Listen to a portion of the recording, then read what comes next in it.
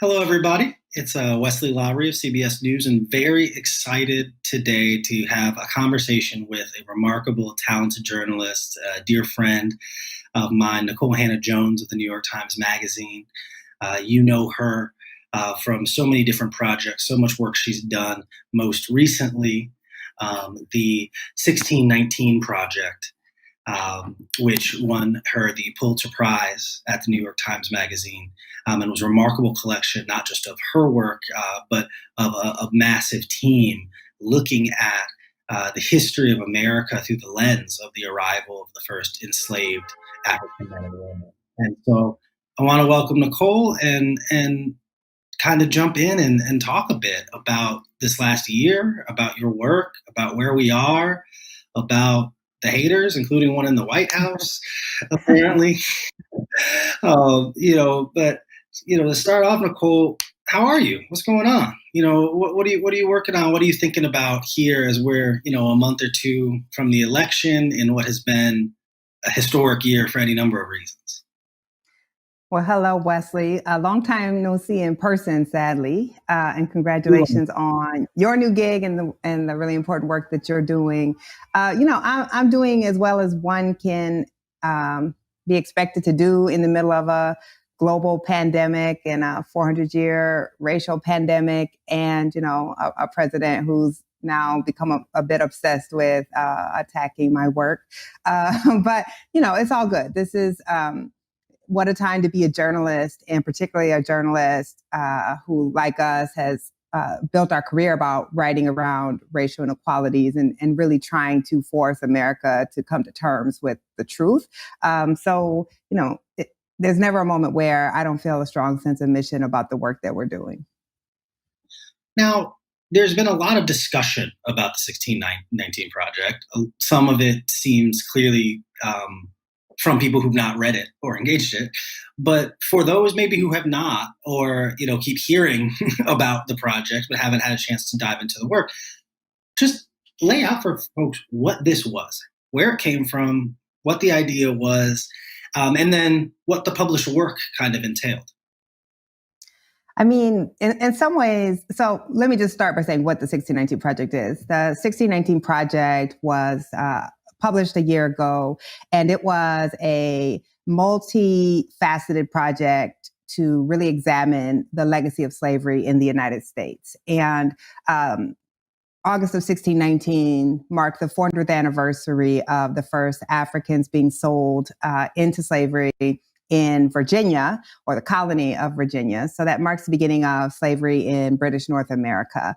And what the project really tried to do was to take that 400-year anniversary and force us to acknowledge how foundational slavery was to the building of the United States, that slavery is a foundational institution across our cultural, political, social, legal systems. But also, I think what's most important is that the 1619 Project is not a history. It looks at modern American life and things like capitalism, democracy, healthcare, criminal justice, traffic, and draws those connections to institutions that we often don't think have anything to do with the legacy of slavery or anti-Black racism, and uses history to really help us understand why these institutions operate as they do today. So it's a series of essays, and we partnered with the National Museum of African American History and Culture to do a history of slavery in objects from the museum. There was poetry. It really was trying to, assess this 400-year legacy. How did the project come about? I'm going to try to truncate this, but I've been thinking about 1619 for more than half of my life. I came across the date as a high school student in a period of self-study where I was just reading a lot of history books on Black Americans because we didn't really get this education in school. And one book that a teacher put in my hand was a book called Before the Mayflower by Lerone Bennett. And in that book is when I first came across the year 1619. And of course, the book is called Before the Mayflower because the Mayflower lands in 1620. Every American child learns about the Mayflower, but the white lion that brought the first enslaved Africans came a year earlier, and yet none of us were taught about that. And to this day, very few of us, well, not now, but a year ago, very few Americans knew the year 1619. So I, even as a high school student, understood the power of that erasure, that was intentional. 1619 was very powerful to me as a child because I never knew we had been in this country that long. And I never had any reason to believe we had predated the Pilgrims. So I've been thinking about the power of that erasure my entire career and really tried to build so much of my work about excavating this history that has been marginalized and hidden so that we could understand our present. And that's what the 1619 Project tries to do writ large. Sorry, I know that was a long answer. No, but it was helpful. Like I said, I think especially because, sometimes people talk about these works and for a fact that they haven't read them, right? And so, yeah. And so I think sometimes it's helpful to just, to have the conversation in public, to give people so by the way, this is the thing we're talking about, is what it is, what it did, what it was trying to do. Did the project and the effort, and you personally and directly, have received a ton of praise and also a ton of criticism and political criticism. You've become kind of a punching bag of the right. The president was just tweeting about how if schools were going to use the 1619 Project, he was threatening to pull funds. Could you talk about why you think this project and this work stirred up such an emotional response from so many people, such a political response from so many people, and let us know what you think about that presidential tweet? Sure. So I think the reasons that the project received such a positive response are the same reason that the project received such a negative response. And that is because we have spent really the entire history of our country since the Civil War period, and even earlier, trying to downplay how foundational slavery was to America. I mean, even with the founding fathers. And we have been taught to deify our founding. We have been taught that we are an exceptional nation. And the way that we've had to then deal with that inherent hypocrisy of slavery has been to really treat it as marginal, as an aside, as an asterisk to history. This project clearly puts slavery in the center, but that alone would not have led to kind of all of the outrage. It is also because this was a massively popular work of journalism in the New York Times. And it took this history. I mean, we didn't do the original historiography ourselves. We relied upon decades of work by historians, but it took this history and it put it in popular media to the public, and in a way that says, actually, slavery is as foundational to this country as freedom.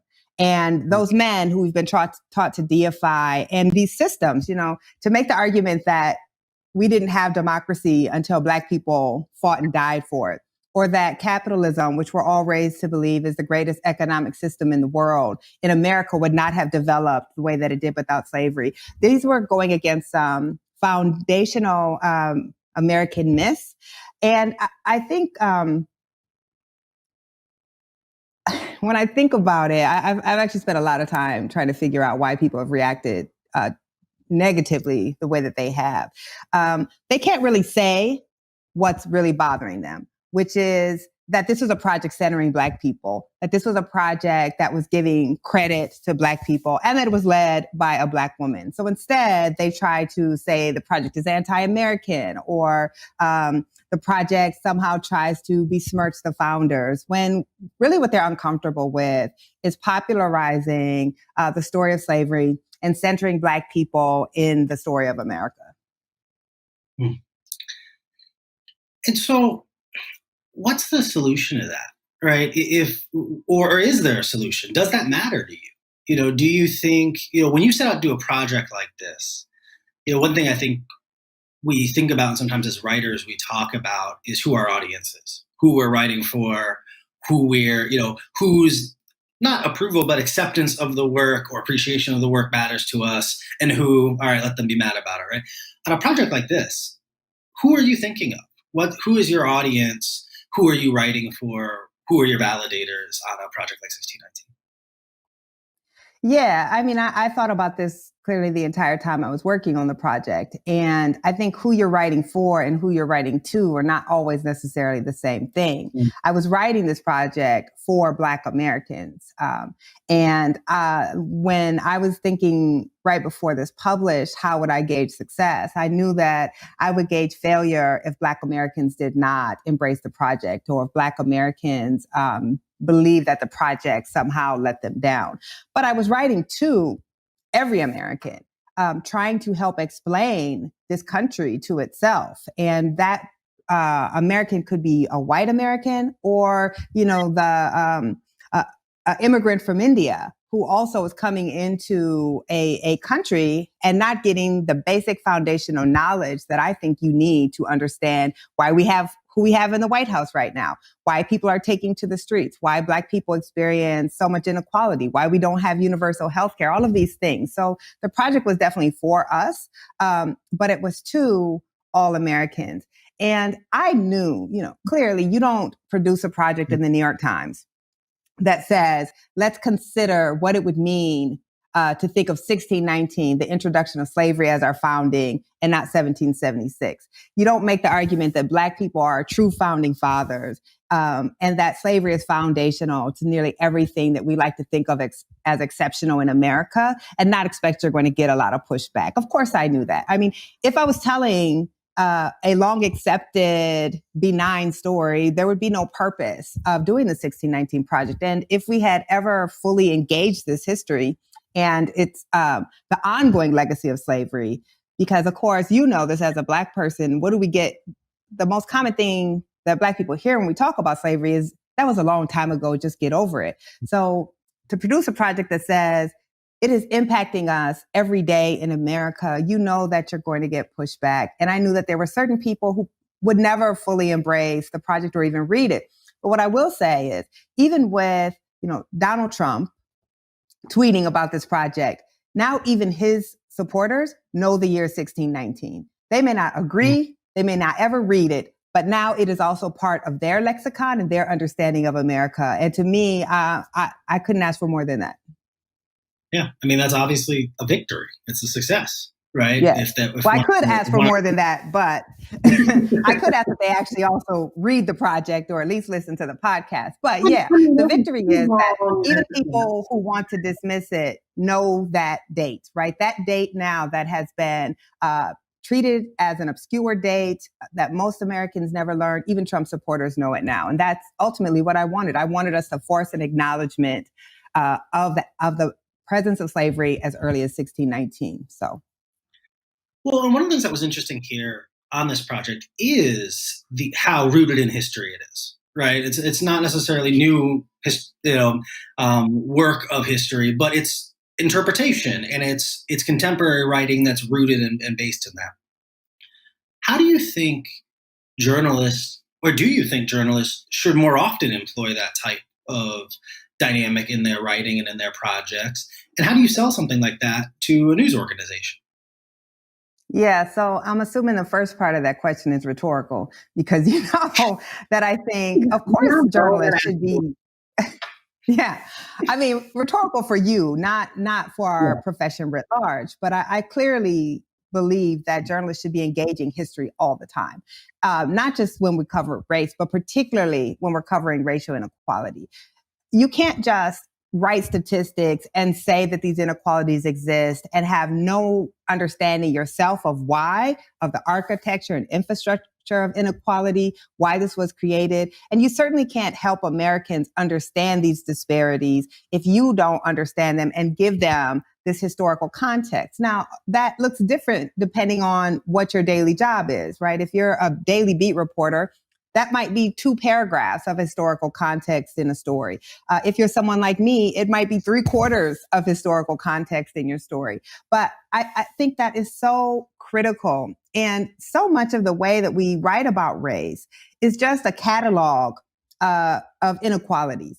And if we're not helping people understand how these were created, people fill in the blanks with what this country tells us, which is that Black people have had equality, everyone has an equal shot, and any disparities we see are simply the fault of Black Americans. So I majored in history in undergrad, and all of my work, it's really the hallmark of my work, is I spent a lot of time in the past.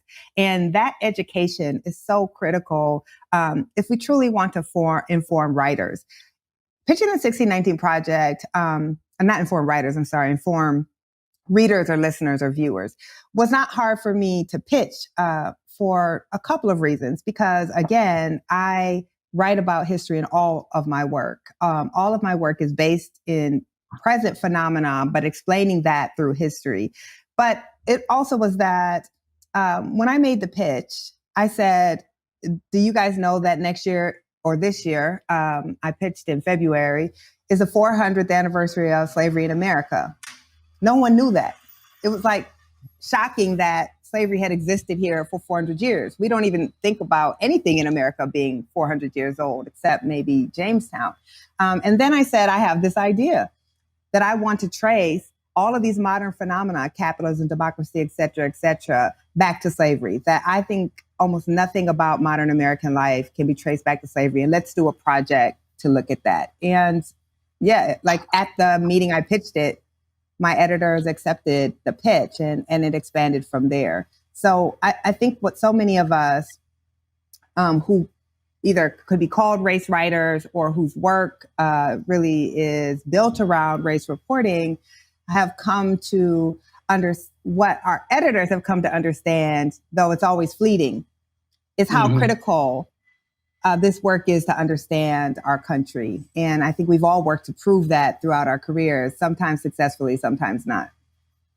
Certainly. Well, and, that kind of segues into something else I wanted to talk to you about, is that we're in this moment now.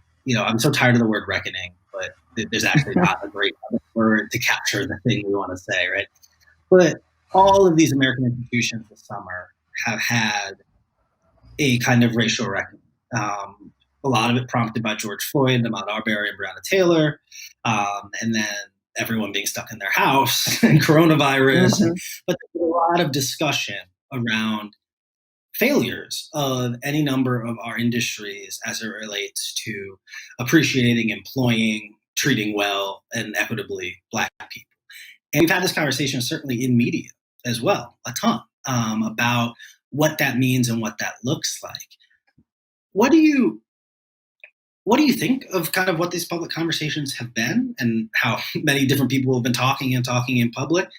And also, what do you think the journalistic industry needs to do, right? If you had the magic wand tomorrow, how would you make it better? Well, let me see. I think we only have like 12 minutes left, so I don't know if I can answer. I mean, I think I probably feel like many Black Americans really conflicted about what we've seen. Yes, it is great that watching a Black man lynched on national television has finally led to some real reflection on the structural inequalities across industry, across education. I mean, name the institution. And it has been in some ways breathtaking to see how swiftly some things have changed. Like, even though I think it's very, very silly to put end racism in the end zone of the NFL, the fact that, a couple of years ago, you couldn't even get them to utter Black Lives Matter. That's pretty amazing. But it's all also so superficial. And will we see this reckoning actually lead to substantive reckoning? And I don't know, like NASCAR realizing after however many decades NASCAR has been around that allowing folks to fly the Confederate flag probably isn't, who they are. Okay, that's great. But that is like the least you can do. So are we seeing police reform bills really being passed? I've been so bothered by the news coverage about rising violence, rising shootings that is being linked somehow to Black Lives Matter, as if we learn no lessons, that these same arguments were made right after Ferguson, the debunked Ferguson effect, how we're all kind of being played. We haven't seen cuts to police budgets, and where you have seen them, it's been because of a pandemic and destruction of tax base, not because of reform. So we're not seeing that. We're certainly not seeing economic reforms that will address Black lives. I'm worried that this reckoning is a bunch of people who bought a bunch of anti-racist books and marched in the street because they had nothing else to do, and we're not going to see larger structural change, including in our newsrooms.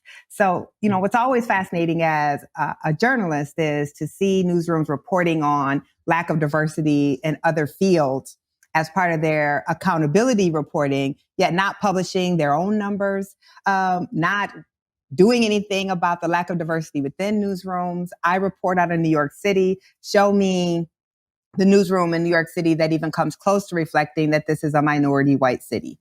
Show me that in LA. Show me that in Chicago. Show me that in Philadelphia. When we talk about, Wes, like diversity in newsrooms, which, I hate the word diversity, we know that we're not talking about some politically correct BS. We're talking about how can you actually cover the United States with newsrooms that don't reflect the United States. The most appalling, I think, example of that was how Black journalists, including me and you, were covering Trump's election 4 years ago, and how we were dismissed as being shrill, as being biased, as not really understanding what was happening, as wanting to make everything about race when race had nothing to do with it. Had anyone actually listened to us as the skills that we brought and the particular knowledge and understanding, which is why you actually want diversity, is because it helps you actually cover your communities better, we may be in a different place right now. It doesn't feel good to sit and gloat and say, we tried to tell you so, because people are suffering. People are hurting because of the ability to see what was right in front of us. So I would hope that, I don't have a lot of faith in this, though, the newsrooms will be serious about recruiting and retaining racially diverse and particularly Black candidates. And when I say diverse, I don't mean diversity being everything you can think of besides racial diversity. I'm talking about racial diversity and maintaining, but also putting people of color into the highest ranks of the newsrooms. Because as we know, the higher we go up, the more white it gets. And then when we're there, you've had your own experience at your newsroom. I've certainly had my experiences in past newsrooms where I felt nearly pushed out of the industry for wanting to cover the things that I got into news to cover. You have to actually allow those journalists, once we're in your newsrooms, to produce the type of coverage that we thought you hired us to do. So we have a long way to go. And I feel like it's always the case. Our white allies will be giving up pretty soon. Like, it's optional. They can opt in, they can opt out. We cannot. And that's the difference. Yeah, and I think that, as I think a lot about the experience of Black journalists in newsrooms, one of the things I think about is, sometimes there can be this kind of structural condescension as well. As you noted, a lack of appreciation for what is expertise and reporting experience. But then also this sense of, well, we let you do this project, so you should be happy with all the roadblocks we throw in front of you, right? Yeah. Where news organization can publish coverage, can do, and it can be good, right? And still can make the process of doing the work so miserable for the Black people trying to do it that it ends up not feeling or being worth it. And I think that is, a dynamic that our industry certainly has to wrestle with, is that I think a lot of our allies and friends and kind of all the benevolent white people who occupy journalism don't always fully appreciate how different the experiences are for people who are not like them. Yeah, I feel like that was some therapy right there, but yeah, we know this to be true. And I say this all the time, that the ability to cover race well, it's not just because you're Black. It's because we have studied it. We have researched it. It is expertise that you have to have, the same way you would expect a science writer to have an understanding of science and to study scientific literature, but it's not treated that way. So I think we're often not valued, that we're actually providing expertise in a part of America that is so fundamental to so many of the issues that we cover, but that we treat as invisible or something that you just kind of inherently know about or understand. And that is extremely frustrating because you see it again and again, then where the coverage fails and where people who have the expertise, our expertise in this area is actually considered bias. It's not considered expertise, it's considered bias. And that's really problematic. I know that I think one of the bigger issues in newsrooms, it's not just recruitment, it's that they recruit people in and they want phenotype diversity, but they don't want diversity of thought. They want people who can readily just meld into the institution and act like anyone else who is not racially diverse, what is the purpose of that diversity other than to be able to check some box? And so you see such turnover. We see it all the time of institutions. They keep hiring more people in, but the numbers never shift because they lose as many people of color and particularly Black people as they bring in. And I don't know that I'm seeing this greater awakening in newsrooms that's going to be transformative. I really don't.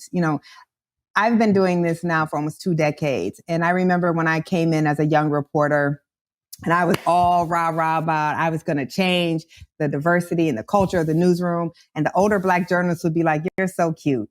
That's really cute. We got your back, but that's cute." And I was like, "Oh my God, you guys are sellouts. Like you let them beat you down." And now 20 years later, I'm like, oh, okay, they just understood, right? That here I am 20 years later, and we're having the same conversations. We're at the same points in many ways, if not worse than when I came into the industry. The numbers are actually worse than when I came in. And they weren't beaten down. They just were wizened to how intractable these issues are and how unwilling institutions are to go beyond talk. The American Society of Newspaper Editors stopped publishing its annual diversity survey because so many newsrooms, refused to actually answer the survey in a business built on transparency. That's where we are right now. What's next? What do you want to do? What are you working on? What should we be expecting? We got a 1620 project coming next. What's the move? Yeah, I'm going to leave that to the conservative groups who need to vindicate the American narrative. So, I'm working to expand the 1619 project across. Okay. I don't know if y'all can hear that, but I live where I live.